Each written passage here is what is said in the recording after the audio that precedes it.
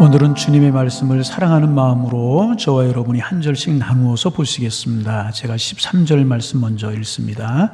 그날에 그들 중 둘이 예루살렘에서 25리 되는 엠마오라 하는 마을로 가면서 그들이 서로 이야기하며 문의할 때에 예수께서 가까이 이르러 그들과 동행하시나 예수께서 이르시되 너희가 길 가면서 서로 주벅가워 하는 이야기가 무엇이냐 하시니 두 사람이 슬픈 빛을 띠고 머물러 서더라.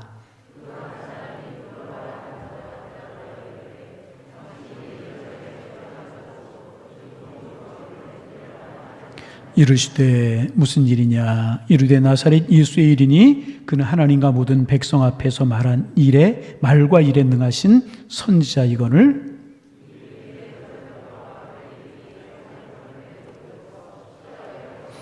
우리는 이 사람이 이스라엘을 속량할 자라고 바랐노라. 이뿐 아니라 이 일이 일어난 지가 사흘째요.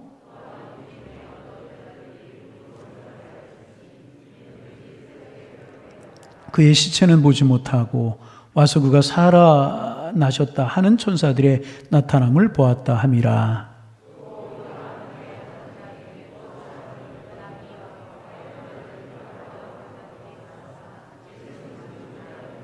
이르시되 미련하고 선지자들이 말한 모든 것을 마음에 더디 믿는 자들이여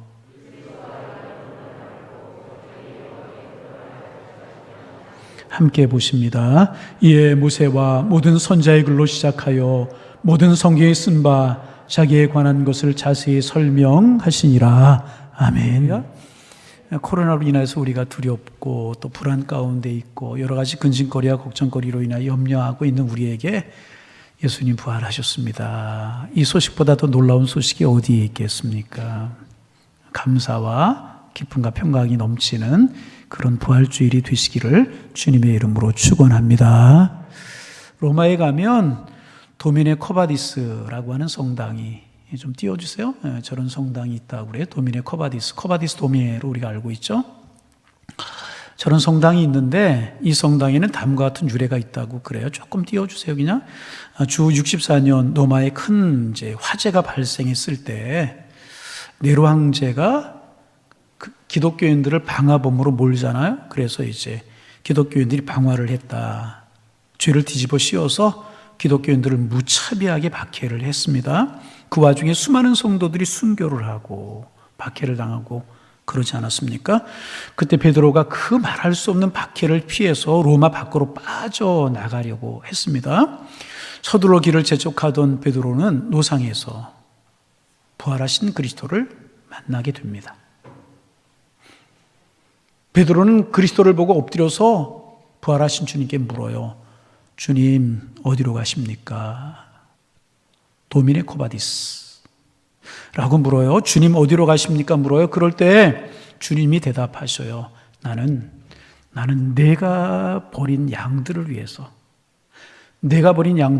다시 한번 십자가에 못 박히려고 로마로 들어간다. 로마로 간다. 내가 버린 양들을 위해서 다시 한번 십자가에 못 박히려고 로마로 간다. 주님 말씀하셨고요. 이 말씀을 들은 베드로는 발길을 돌려서 로마로 갔고 주님이 십자가에 못 박혀 죽으셨는데 내가 어떻게 십자가에 똑바로 죽을 수 있겠는 나를 십자가에 거꾸로 못 박아달라. 십자가에 거꾸로 못 박혀서 순교를 했습니다. 그리고 주님께서 베드로에게 나타났다고 전해지는 바로 그 자리에 도미네 코바디스라고 하는 성당이 저렇게 오늘도 세워져 있습니다. 여러분 그때 주님을 만나고 발길을 돌려서 다시 로마로 들어가는 베드로의 모습을 한번 상상해 보시기를 바랍니다. 로마를 빠져나가려고 했을 때 그는 두려움과 공포에 사로잡혀 있었을 것입니다. 그런데 그 부활하신 주님을 체험한 베드로 틀림없이 힘과 용기가 솟아나고 있었을 것입니다. 여러분 부활하신 주님이 여러분들에게 새 힘과 새 용기를 주시기를 소망합니다. 오늘 본문에도 돌아가는 사람들의 이야기가 나옵니다.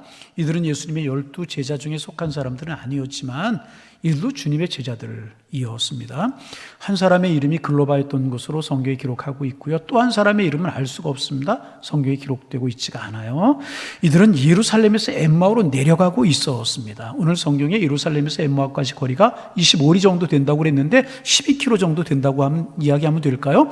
그 정도 떨어진 작은 마을이 엠마오라고 하는 마을인데 약 걸으면 3시간 정도 걸으면 도착할 수 있는 그런 거리였었습니다. 여러분, 오늘 본문을 통해서 이들의 방향성을 주목해 보시길 바랍니다. 이 방향성이 오늘 본문의 열쇠인 것입니다. 그들은 예루살렘을 떠나서 엠마오를 향하여 길을 재촉하고 있었습니다. 그들이 한 걸음 한 걸음 발걸음을 떼어놓을수록에 예루살렘으로부터 점점 멀어지게 되는 겁니다. 그들이 열심히 땀 흘려 걸으면 걸을수록에 예루살렘으로부터 점점 멀어지고 있었습니다. 그런데 여러분, 예루살렘에서 엠마오로 가는 것은 이들만이 아니었었습니다. 오늘날에도요, 많은 사람들이 예루살렘에서 엠마오로 내려가는 삶의 방식을 가지고 인생을 살아가고 있습니다. 이른 새벽부터 밤늦게까지 수고하며 살고 있는데 그 이마에 땀이 흐르고 수고의 눈물이 흐르고 있는데 그럼에도 불구하고 그의 삶이 점점 예루살렘에서 멀어지고 있는 삶을 살아가는 사람들이 있습니다. 시간이 가면 갈수록에 수고하면 할수록에 예루살렘으로부터 멀어지는 사람들이 있습니다. 그리고 그 예루살렘에서 점점 멀어지는 것은요, 방향이 잘못된 것입니다. 지금 이들은 방향을 잘못 정하고 잘못된 길을 가고 있었던 것입니다. 그러면 예루살렘에서 엠마오로 가는 그 길의 방향이, 가는 길이 왜 방향이 잘못된 것입니까? 우리는 여기서 예루살렘이 가지는 영적인 의미를 알 필요가 있어요. 예루살렘이 가지는 영적인 의미. 첫째는 뭐냐 하면 예루살렘이 가지는 영적인 의미의 첫 번째는 무엇인가? 예루살렘은 잊지 말고 영원히 기억해야 할 것들이 있는 그런 장소였었습니다. 오래전에 아주 심한 치매로 고생을 하시는 어르신 한 분을 만나뵌 적이 있었습니다. 그분은 아주 증상이 심하셔서 사랑하는 아들의 얼굴도 알아보지 못하십니다. 사랑하는 아들의 얼굴도 알지 못. 그런데 이분이 놀랍게도 잊지 않고 기억하고 계시는 것이, 분명하게 기억하고 계시는 것이 있었습니다. 할아버지, 기도하겠습니다. 그랬더니 하나님 그러시니 눈물이 주르르 흘러내. 그리고 두 손을 모으셨어요. 두 손을. 그 모습을 보면서 함께 갔던 아들의 눈시울이 붉어지면서 아들의 눈에서 눈물이 흘러내렸습니다. 그 어르신은 다 잊으셨어요. 본인의 나이도 본인의 이름도 잊으셨고요. 가족들의 얼굴도 다 기억하지 못, 그 사랑하는 아들의 얼굴도 기억하지 못한, 다 잊으셨지만 그분이 잊지 않고 기억하시는 한 가지가 있었습니다. 그분은 하나님을 잊지 않고 계셨습니다. 하나님 잊지 않고. 여러분, 우리가 인생의 어느 순간에 이르렀을지라도 절대로 주님만은 잊어서는 안 될 것이다. 절대로 하나님 잊지 않으신 여러분들 되시기를 바랍니다. 본문의 제자들의 경우도 그랬습니다. 예수님의 사역 중에 최고의 사역은 십자가를 지신 것과 죽음의 권세를 이기시고 부활하신 것입니다. 예수님이 십자가를 앞에 두시고 사랑하는 제자들의 발을 씻겨 주셨어요. 성찬상을 베푸시고 나누어 주시면서 마셔라, 먹으라, 내 살이다, 내 피다, 그렇게 말씀하시면서 성찬상을 함께 잡수셨어요. 제자들과 함께 겟세마네 동산을 오르셨어요. 그리고 십자가를 지셨습니다. 이 일들은 너무나도 중요하고 거룩한 일들이었습니다. 그래서 결코 잊어서는 안 되고 잊을 수는 없는 그러한 일들이었습니다. 그런데 그러한 소중한 일들이 있었던 예루살렘을 뒤로하고 예루살렘으로부터 점점 멀어져 가는 것은요, 있을 수 없는 일이었었습니다. 그런데 이들은 예루살렘을 등지고 점점 멀어져 가고 엠마오로 내려가고 있었습니다. 두 번째로 예루살렘은 그들이 살아가야 할 삶의 자리였었습니다. 예수님께서는 제자들에게 복음을 전하고 주님의 이름으로 어려운 이들을 돕고 치료할 사명을 맡겨주셨습니다. 그리고 그 사명이 이루어져야 될 자리가 예루살렘이었습니다. 예루살렘과 어디다와 사마리아 땅끝까지 가서 내 증인이 되리라고 우리 주님 말씀하셨습니다. 땅끝까지 가서 증인이 될 것이라고 말씀하셨는데 그 위대한 비전, 하나님의 사역의 출발점이 어디였느냐? 바로 예루살렘이었다는 것입니다. 제자들의 자기들의 몸을 던져 사명을 감당하면서 치열하게 살아가야 될 그 장소가 어디였느냐? 예루살렘이었다는 것입니다. 나중에 보면 예루살렘에서 교회가 먼저 시작되고 가장 복음이 먼저 전파되지 않습니까? 그런 곳이 예루살렘이었는데 그들은 예루살렘에서 점점 멀어져 가고 있어요. 몇 년 전, 아니 오래전의 일입니다. 그리고 이 사건이 아주 충격적이었었어요. 저뿐만 아니라 많은 사람들에게 비참한 자괴감을 안겨준 그런 한 사건이 있었습니다. 한 비정한 아들이 치매에 걸리시고 중풍으로 거동이 불편한 어머니를요, 지하방에 방치한 채로 집을 나가버리고 말았어요. 아들은 1년 만에 집에 돌아왔습니다. 어머니는 그 방에서 잡수시지 못해서 굶어서 돌아가셨고 백골이 되어 계셨어요. 1년 만에. 아들은 창문을 열어서 환기를 시켜버리고 어머니 시신을 다시 방치해 둔 채 버려둔 채로 다시 집을 나가버리고 말았어요. 오랜 시간이, 꽤 시간이 지나서야 그 아들의 친구가 와서 보고 어머니의 시신이 발견될 수 있었습니다.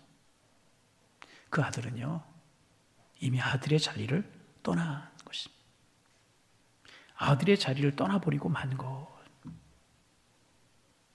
그 아들뿐이겠습니까? 경제적인 어려움 때문에, 인간관계의 불편함 때문에, 성격이 맞아서 내 편안함, 안락함 때문에, 그 외 여러 가지 많은 이유 때문에 신앙인으로, 믿음의 사람으로 머무러야 할 내 자리를 떠나는 분들이 얼마나 많습니까? 여러 가지 이유로 가정을 떠나고 직장을 떠나는 사람들이 얼마나 많습니까? 아버지의 자리를 떠나고 어머니의 자리를 떠나고 자녀의 자리를 떠나고 학생은 학생의 자리를 떠나고 교회에서는 목사의 자리, 장로의 자리, 권사의 자리, 집사의 자리, 찬양대의 자리, 봉사와 헌신의 자리, 기도와 예배의 자리, 여러 가지 이유로 점점 멀어집니다.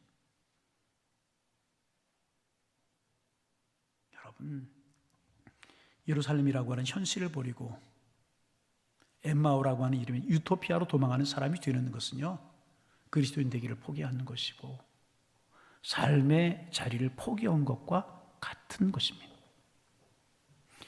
여러분, 우리의 자리를 가정에서나 직장에서 교회에서나 지키는 하나님의 사람들 되기를 소망합니다. 세 번째로 예루살렘은 그들의 삶이 빛나게 될 자리였어요. 나중에 그들의 자리가 빛나게 될 그런 자리였었습니다. 예수님의 제자들은 본래 갈릴리 어부에 불과했었습니다. 그런데 사도행전에 보면 이들이 능력을 행해요. 산헤드린 공회에까지 가서 복음을 전합니다. 산헤드린 공회가 어떤 기관입니까? 당시에 최고의 유대의 권력기관이요, 의결기관이었습니다. 지체 높은 인물들이 모여있는 곳이 산헤드린 공회였었습니다. 그래서 사도행전 4장을 보면 거의 산헤드린 공회를 제자들이 압도하고 있어요. 이렇게 말해요. 우리가 너희들의 말을 듣는 것이 하나님의 말씀을 듣는 것보다 옳은가를 판단하라. 우리는 보고 들은 것을 말하지 아니할 수 없다. 보고 들은 것이 뭐예요? 예수님의 십자가 사건, 부활 사건이잖아요. 예수님에 관한 사건을 우리가 말하지 아니할 수 없다. 베드로의 확신에 찬 음성이 산헤드린 공회를 쩌렁쩌렁 울리고 있었습니다.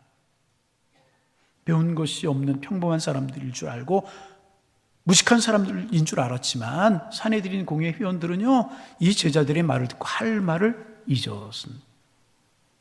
제자들은 상상하지 못할 정도로 위대한 사람이 된 것입니다. 그들의 전한 복음이 사람을 살렸고 그들이 행하는 사역은 사람을 기쁘게 했습니다. 그들은 예루살렘을 평화의 도시, 기쁨의 도시, 복음의 도시로 만드는 사람들이었던 것입니다. 자신의 삶 하나 지탱하기 힘들었던 사람이 세상을 살리는 사람들이 된 것입니다. 그리고 그 무대가 어디였느냐? 바로 예루살렘이었던 것입니다. 그 예루살렘을 떠나고 있는 것입니다. 떠나야 될 자리, 떠나지 말아야 될 자리를 떠나고.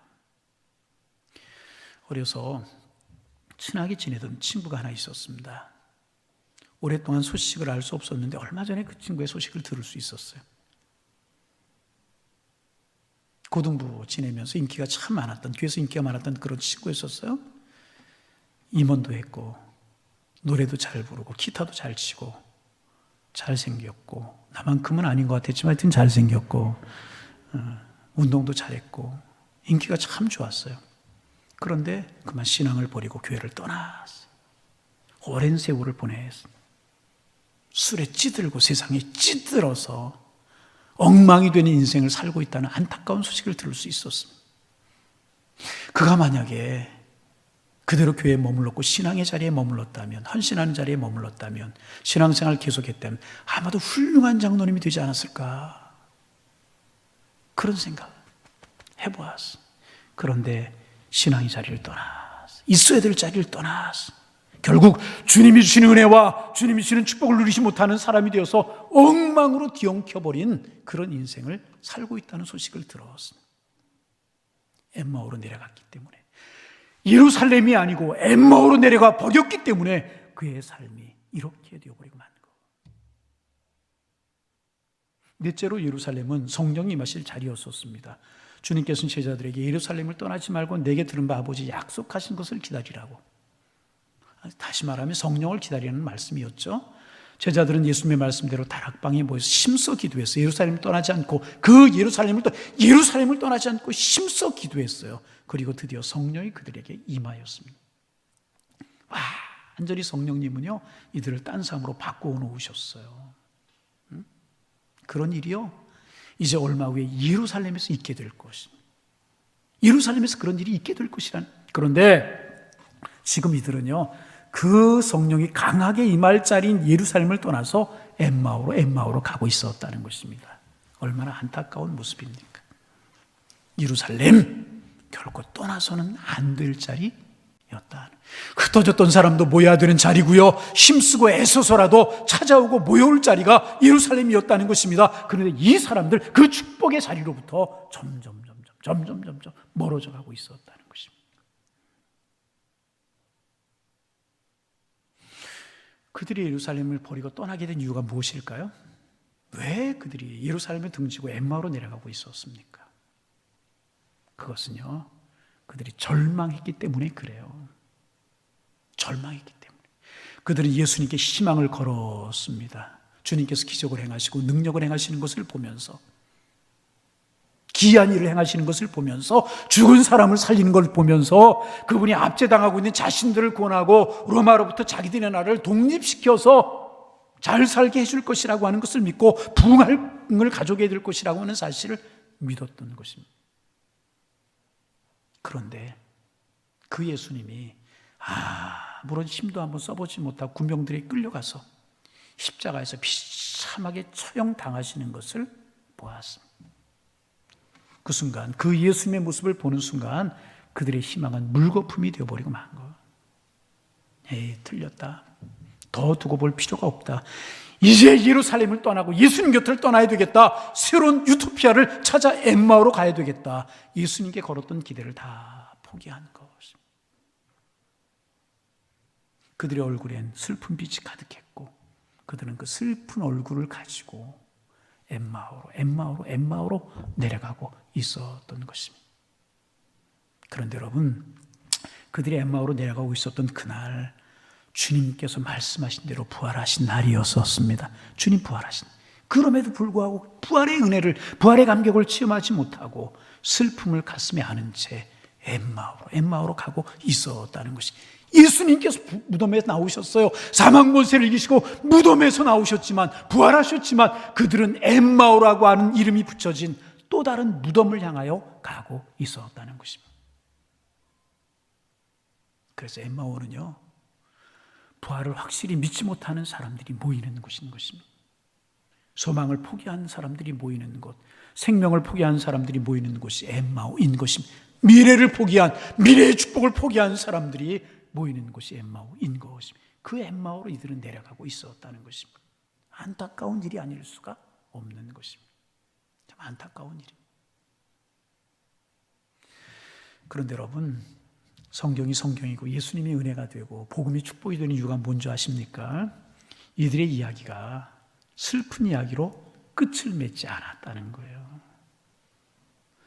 오늘 본문은요, 이들의 이야기는요, 극적인 반전을 보여주고 있습니다. 33절에 보면은요, 곧 그때로 일어나 예루살렘으로 돌아가 보니, 그래서 이들은 다시 예루살렘으로 돌아가게 되었다는 거예요. 그들의 방향이 바뀌었다는 것입니다. 예루살렘을 등지고 또 다른 무덤으로 내려가던, 엠마오로 내려가던 그들의 방향이 바뀌었다는 것입니다. 그들은 다시 인생의 방향을 돌이켜서 예루살렘으로 돌아갔다는 것입니다. 그렇다면 이들의 방향이 바뀐 이유가 무엇일까? 엠마오로 슬픈 기색을 띠고 인생의 방향을 그대로 정확하던 그들이 다시 예루살렘으로 방향을 바꾼 이유가 무엇일까? 단 한 가지. 무엇입니까? 부활하신 주님을 만났기 때문에 그랬다는 거예요. 부활하신 주님을 만났기 때문에. 부활하신 주님을 만나자 그들의 인생의 방향이 완전히 엠마오에서 예루살렘으로 달라졌다. 사실 그들요, 예수님께 살아나셨을지도 모른다는 사실을 이미 들어서 알고 있어요. 22절 이하를 보면은요, 시간 관계상 우리가 읽지는 않지만 여러분 좀 보세요. 22절 말씀, 22절부터 24절에 보면은요, 막달라 마리아가 무덤에 다녀왔어요. 그 이야기를 들었어요. 천사가 와서 그가 살아나셨다 하는 이야기를 전해서 들었어요. 또 베드로와 요한이 빈 무덤을 보고 온 이야기도 들었어요. 그들은 주님의 부활에 관해서 들었어요. 주님의 부활에 관해서 들었다는 것입니다. 그런데 문제가 무엇인가? 주님의 부활에 관해 들었지만 주님이 부활하셨다는 사실을 그들은 믿지 못했다는 거예요. 주님이 부활하셨다는 것을 믿는 확신이 없었다는 것입니다. 그래서 그들은 엠마오로 내려가고 있었다는 것입니다. 그런데 그들이 엠마오로 내려가는 중에 주님이 그들을 부활하신 주님을 찾아오셨어요. 그래 동행하시면서 말씀을 풀어주시고 음식을 먹고 앉기 위해서 앉았고 주님이 축사하시고 기도하시는 순간에 그들이 눈이 확 밝아져서 부활의 주님을 알아보게 되었다는 것입니다. 그래서 그들의 방향이 인생의 방향이 즉시 바뀌어서 예루살렘으로 돌아가게 된 것이라. 32절입니다. 그들이 서로 말하되 길에서 우리에게 말씀하시고 우리에게 성경을 풀어주실 때에 우리 속에서 마음이 뜨겁지 아니하냐. 그래서 부활하신 주님을 만나자 그들의 마음이 뜨거워지게 되었다는 거예요.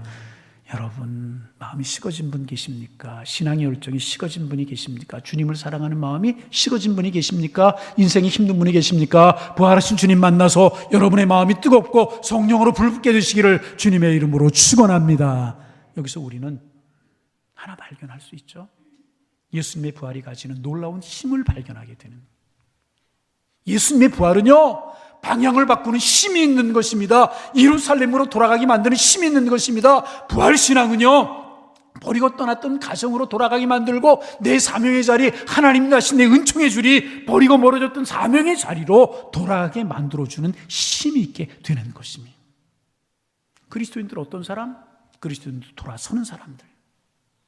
세상에서 생명으로, 육신의 소욕에서 영의 소욕으로, 절망의 소망으로, 과거 재앙적인 삶에서 미래의 재앙적인 삶으로 돌아서는 사람이 그리스도인인 것이, 포기했던 삶으로 재도전하는 삶이 그리스도인의 삶인 것입니다. 죽음의 위협 앞에서도 사명을 감당하며 생명으로 나아가는 사람, 그가 그리스도인인 것입니다. 이 사실을 가리켜서 신학자 반뷰렌이라고 하는 사람은 이렇게 말했어요. 부활 이전에는 그리스도인이 없었다. 다시 부활 이전에는 누가 없었다고요? 그리스도인이 없었다. 철학, 이념, 물질, 기술, 제도, 열심, 헌신 다 있어도 부활에 대한 믿음이 없으면 미안하지만 아직은 그리스도인이 아니라. 오늘 본문에 보면은요 이상한 점이 하나가 있어요. 부활하신 예수님께서 엠마오로 내려간 이 제자들을 찾아오셨어요. 그들과 동행하셨어요. 그런데도 옆에서 동행하는데도 그들이 예수님을 알아보지 못했다는 거예요. 부활하신 주님을 알아보지 못했다는 거예요. 왜 그럴까요? 여러 가지 해석이 있어요. 어떤 사람은요 석양에 해가 눈에 비추어서 서로를 알아볼 수 없었다 이렇게 해석하는 견해도 있고요. 두 번째 해석은요 부활의 주님을 우리가 보려면 주님이 우리의 눈을 열어주셔야 되는데 주님이 우리의 눈을 그들의 눈을 열어주지 아니하셔서 그때까지 예수님을 알아보지 못했다 이렇게 해석하는 견해가 있습니다. 그런가 하면은요 이런 해석이 있어요. 지금 제자들의 마음속에는 예수님의 부활에 대한 기대가 없었다는 거예요. 주님이 부활하여 자기들을 찾아오실 것이라고, 만나줄 것이라고 하는 기대감이 전혀 없었다는 거예요. 그래서 기대감이 없었기 때문에 부활하신 주님을 알아보지 못했다는 것입니다. 십자가에 죽으신 주님 부활하셔서 우리들을 찾아올 것이라고 하는 사실을 꿈에도 생각하지 못했기 때문에 부활하신 주님이 동행하심에도 불구하고 주님이 좀 몰라봤다는 거예요. 오늘 우리가 부활주의를 지내요. 매년 한 번씩 부활주의를 지냅니다. 그런데 아무런 기대감이 없이, 사모함이 없이 예수님의 부활이 내 생애에 위대한 전환점이 되어야 된다라고 하는 기대감이 없이 부활주의를 지낸다면 예수님은 부활하셨지만 내 믿음은 무덤 속에 갇혀서 염려 속에 슬픈 기색을 띠고 엠마오로 내려가는 제자들과 다를 바가 없다. 엠마오로 내려가면 탄식이나 늘어올 수밖에 없는 것이 우리의 신앙이 될 수 있다. 이미 무덤문을 꽉 막아졌던 돌은 굴려졌지만 내 오늘은, 내 가치관, 내 삶은 여전히 무덤에 갇혀 있을 수밖에 없다는 것입니다. 이 시간 저와 여러분의 눈을 부활하신 주님 열어주시기를 소망합니다. 제자들의 눈을 열어주신 것처럼 우리의 눈을 열어주시기를 소망합니다. 주님께서 그들의 가슴에 불을 붙여주시고 뜨겁게 하셨던 것처럼 우리의 마음속에 뜨거운 불을 붙여주시기를 소망합니다. 그래서 엠마오라고 하는 또 하나의 무덤을 이제는 정리하고 예루살렘이라고 하는 생명의 땅으로 나아가게 되시기를 주님의 이름으로 축원합니다. 예루살렘으로 그들이 발걸음이 옮겨졌어요. 여러분, 예루살렘으로 돌아가는 이들의 모습을 한번 머릿속에 상상해 보세요. 이들의 발걸음이 얼마나 기쁘고 얼마나 행복했게 했습니까? 얼마나 이들의 발걸음이 기쁘고 행복했겠어요. 엠마오로 내려갈 때는 슬픈 기색을 띠고 근심하며 내려갔지만 예루살렘으로 올라갈 때는 희망과 소망을 품고 행복한 모습으로 예루살렘으로 달려 올라가지 않았겠습니까? 이것이 부활의 주님을 만난 사람들의 삶이라. 할렐루야. 부활의 주님 만난 사람의 삶이라. 여러분, 나치가 그 많은 유대인들을 처절하게 학살했던 아우슈비츠 수용소 이야기를 여러분 많이 들으셨죠? 알고 계시죠? 아우슈비츠 수용소에서 오늘 내가 찢겨 죽을지, 내가 전기 고문을 당해 죽을지, 독가스로 내가 죽을지, 아니면 내일 끌려가서 비누 공장에서 비누를 만드는 재료가 되어서 내가 죽을지 모르는 암담한 상황 속에서 사람들이 얼마나 불안했겠어요. 불안, 공포, 절망, 그런 것들에 사로잡혀서 하나님 앞에 울부짖기 시작을 했다는. 하나님 당신 정말 살아계십니까? 살아계시다면 우리를 보고 계시는 것입니까? 하나님 당신 지금 도대체 어디 계시는 것입니까? 당신이 살아계시고 우리를 보고 계신다면 당신의 백성들이 이 처절한 고난과 질고 중에 공포 속에 시달리면서 비참한 상황 가운데 버려져 있는데 당신은 도대체 지금 어디에서 무엇을 하고 계시는 것입니까? 공포와 두려움에 사로잡혀 처절하게 부르짖었다는 것입니다. 그런데 수용소 벽에 이름 모를 한 어떤 사람이 한 줄 글귀를 한 줄 글을 써놨다는 거예요. 뭐라고 썼는지 아십니까? God is here. 하나님 여기 계신다. God is here. Jesus is here. 부활하신 주님 이곳에 계신다. 우리 주님 이곳에 계신다. 주님 이곳에 계신다. 우리가 보지 못할 뿐이, 느끼지 못할 뿐이지 주님은 이곳에 계신다. 아우슈비츠 수용소만이 아니라 그 부활하신 주님 오늘 우리의 인생에, 여러분의 가정 가운데 이 자리에 함께 하시는 줄로 믿습니다. 막다른 인생의 골목에서 갈 길이 보이지 않아서 아무도 도와줄 사람이 없어서 가슴을 치며 아픈 가슴을 치며 울다가 이 자리에 나오신 분이 계십니까? God is here. 여러분 인생 앞길에 하나님이 함께 하시는 줄로 믿습니다.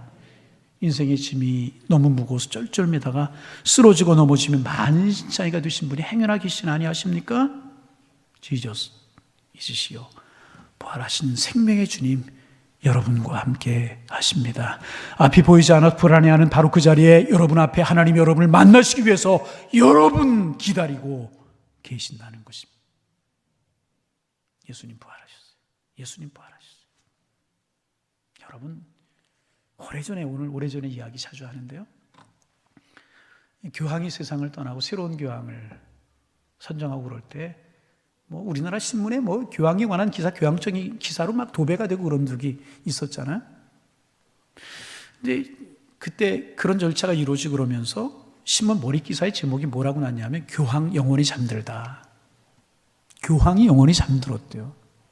스쳐 지나간 일인 것 같지만 저는 스쳐 지나갈 수가 없었어요. 영원히 잠들다? 여러분 그리스도인들이 영원히 잠드는 거예요? 그리스도인은 영원히 잠들어요? 아니에요.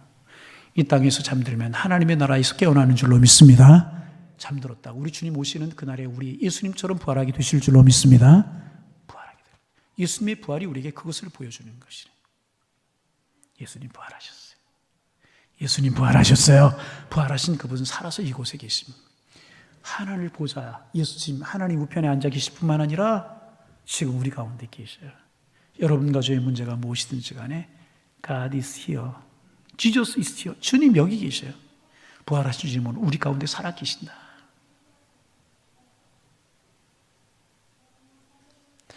그 주님의 부활한 주님의 손을 붙드시기를 바랍니다. 이전에 엠마오로 내려가는 삶이 아니라 우리 인생이 예루살렘으로 올라가는 인생이 아니 신앙도 믿음도 사명 감당도 엠마오로 내려가는 그런 신앙, 그런 직분자, 그런 신앙이 되지 말고 예루살렘으로 올라가는 신앙 되기를 원합니다. 그럴 때 우리의 발걸음은 희망의 발걸음이 되고요, 슬픔 변화의 기쁨이 될 것이고요, 탄식이 변화의 찬송이 되는 그런 은혜로 우리 인생을 주님이 바꿔주실 것이라. 돌아가는 사람들, 이 사람들이 아니라 만이 아니라 우리가 되어서 주실 축복, 주실 영광 드리며 부활하신 주님과 영혼의 행복 속에 살아가시는 양일의 권속들 다 되실 수 있기를 주님의 이름으로 축원합니다. 축원합니다. 하나님, 부활하신 주님을 경배하고 찬양합니다. 부활신앙 주셔서 낙심과 절망 속에 엠마오로 내려가는 삶이 아니라 부활하신 주님과 함께 소망과 희망의 예루살렘으로 올라가는 우리의 삶이 될 수 있도록 인도하여 주옵소서. 우리가 처한 환경이 그 속에 살아가는 연약한 우리의 모습이 우리를 절망하고 낙심하게 만들지만 부활의 주님 이곳에 나와 함께 하심을 믿게 하셔서 어떤 고통도 어떤 고난도 우리를 무너뜨리고 우리를 낙심하게 할 수 없음을 믿고 당당하게 세상을 주님과 함께 이기며 살아가는 저희들 되게 하여 주옵소서. 예수님의 이름으로 기도하옵나이다. 아멘.